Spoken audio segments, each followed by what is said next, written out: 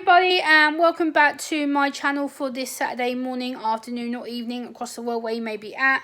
It is currently 9:05 in the evening here in the UK, and today I've got another triggering topic for you. If you are sensitive to the topic of autistic people being abused or harmed, then please do not watch this video. Please click off it and watch it at a later date if you're ready to do so. It is going to be the topic of abuse. I will put a warning in the video description as well, but I, as an autistic woman, want to bring you this article. It is by the BBC News. It happened at a Wolver Hampton special school here in UK, and the headline reads, "Mum's school CCTV plea after autistic son is attacked." And there is a picture of them on the article, but I'm not going to show that because obviously YouTube doesn't allow pictures of children to be shown. The article was written by Ruth Clegg, who's the BBC News investigations person, and I will read the article from my laptop. So it says, the mother of a young boy with complex needs has called for all special schools to have CCTV after her son was attacked by a teaching assistant. Her 13-year-old son Toby from Wolver Hampton is autistic and non-verbal. He was kicked, pushed and had his head held down in the 20-minute assault, and his mother Charlotte said a security camera had picked up the full extent of the attack. To see that man attack him in a place that he thought he was safe, it was just horrendous, his mum said. Toby's attacker, by the name of William Kevin Clifford, aged 61, pleaded guilty to child cruelty at Wolverhampton Crown Court earlier this month and was given a suspended sentence of just 9 months. Yes, you heard that right. He was given a suspended sentence of just 9 months, which is a complete joke, in my opinion, of the UK justice system. So I'm going to keep scanning down. It says the attack happened in the playground of Tettenhall Wood School in Wolverhampton, a special school where Toby is a student. The school said it had followed all processes correctly and that children's safety and well-being were always at the heart of everything that we do. The footage is grainy, but it is clear that Toby was attacked repeatedly over the course of 20 minutes. At one point, Toby tried to stand up, and Clifford, the attacker, launched himself at the boy, pushing him down and forcing his face to the ground. Toby tried to crawl away, but the teaching assistant soon followed him and kneed him in the back as he was crouched behind a small gate in the playground.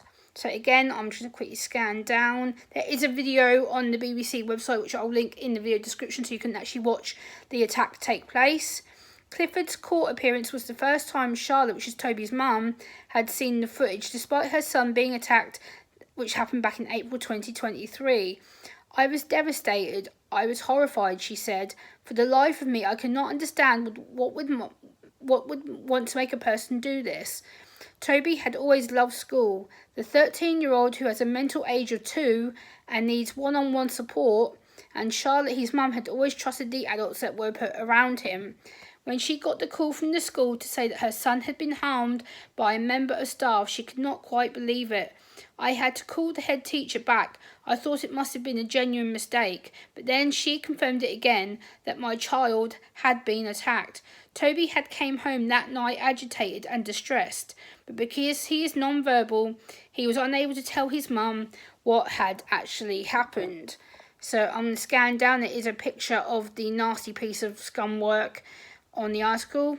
Charlotte soon began to see the evidence. She had been told by the police to body map Toby and found bruises and marks all over him. "If that security camera had not picked it up, then we would never have known what happened to Toby," Charlotte said. "If this could happen in Toby's school with a formidable team of staff, it can happen anywhere." Charlotte has no problems with the school, which she had described as excellent. She believes that all education settings where there are vulnerable children present should have CCTV in the corridors, in the classrooms and in the playground, and that it should be kept on record for at least 12 months. Currently, it is down to the individual school to decide whether it wants CCTV or not. Campaigners in the past had taken a petition to the Scottish Parliament, but their call to make surveillance mandatory was rejected over concerns about the balance between privacy and being protected. So I'm going to keep on scanning down because there is a lot of information for me to read. Beth Morrison, the founder of Positive and Active Behaviour Support Scotland, supports more than 400,000 families across the UK. The majority have come to her because this child has come home from school with unexplained injuries. She said CCTV would protect children with complex needs who are not able to tell their parents if something had happened to them. We are not calling for CCTV in all schools, only settings where there are vulnerable children. So many of our children cannot speak. They cannot tell us what happened. They're not credible witnesses. If something has happened, there's nothing. There's no cameras, no footage, no evidence. We cannot get justice without having the CCTV. The Association of School and College Leaders said that privacy and costs were among the issues schools had to consider, and serious incidents like this were rare. Charlotte said Toby's whole world had changed and he had struggled to trust anyone, but despite what happened, she said, he still is very resilient. I'm so proud of him. He's back in the same school with his trusted adults, whom I know and trust. He's doing so well, despite what that man has done to him. So that's the end of the BBC article as I think I know it. Yeah. So I'll scan back up to the top. But like I said, I will link the article in the video description. But I want to talk through my own thoughts about this video. I did write some notes of the actual article out just to go through it. But questions that I've got based on this video is, number one, how was he able to get Toby alone, considering he was a teacher assistant that was looking after him? How did he manage to get the attack to go on for 20 minutes and have him by himself? 3, he was in a position of trust, so how was he able to get the boy alone and to actually launch this attack at him? 4, did he not have the criminal records checked to see if he was securely stable enough and clear of any criminal convictions to work with vulnerable and mentally ill children? Number 5, how did he think this was even appropriate to do or even appropriate to plan and actually launch his attack on the non-verbal boy? Number 6, why was he only given a 9-month suspended sentence? 9 months, that's a complete and utter joke of the UK criminal system. He attacked a non-verbal, non-speaking autistic boy who has the mind of a 2-year-old. Why the hell was he not given a permanent ban from teaching?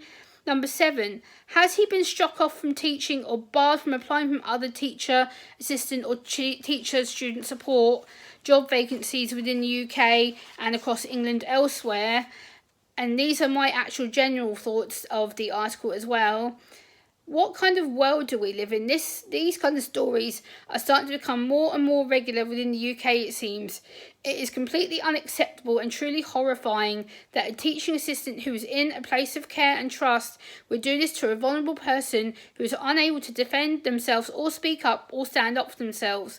He was someone who was trusted to look after him, but yet abused his power, abused his position, and took advantage of someone who was vulnerable. He used his evil, sick and twisted way to take advantage of a young boy who would never be able to speak up. It seems to me that I'm so angry and so sad for these autistic people like myself, like Toby and like many others who are getting abused and not able to speak up or getting harmed by people they think they can trust, when a lot of these people who abuse us are people within the neurotypical community, and this is because they are frightened, they are scared, they don't understand, they think that by attacking us that they're going to get away with it, or by attacking us they're going to be more powerful or believed easier, or they're able just to do things because they have the power of the education system on side.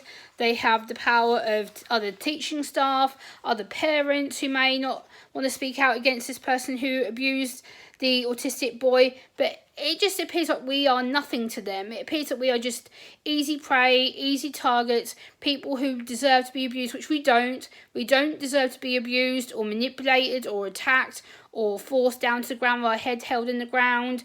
This should not happen. This is getting more and more and more common. Every time I read articles like this, it's disgusting, it's terrifying, it's sad, it's evil, it's manipulative.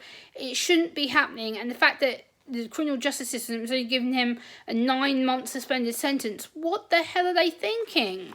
Like, he should be automatically barred, banned from applying for any more potential jobs teaching with children or adults, or people who are vulnerable with disabilities such as autism, mental health issues, learning disabilities that are vulnerable. This goes to show that they will hire anybody within the education system. They don't care about people like us.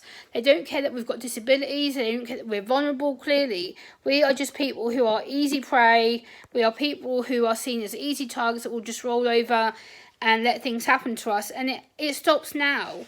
It's just evil. It's just wrong.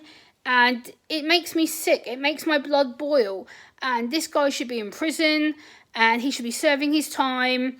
He should be barred from teaching. He should be barred from any school work, youth work, where there's children, mentally ill children, adults. This has to stop. It's just not right. And the fact that he's got a 9-month suspended sentence is a joke.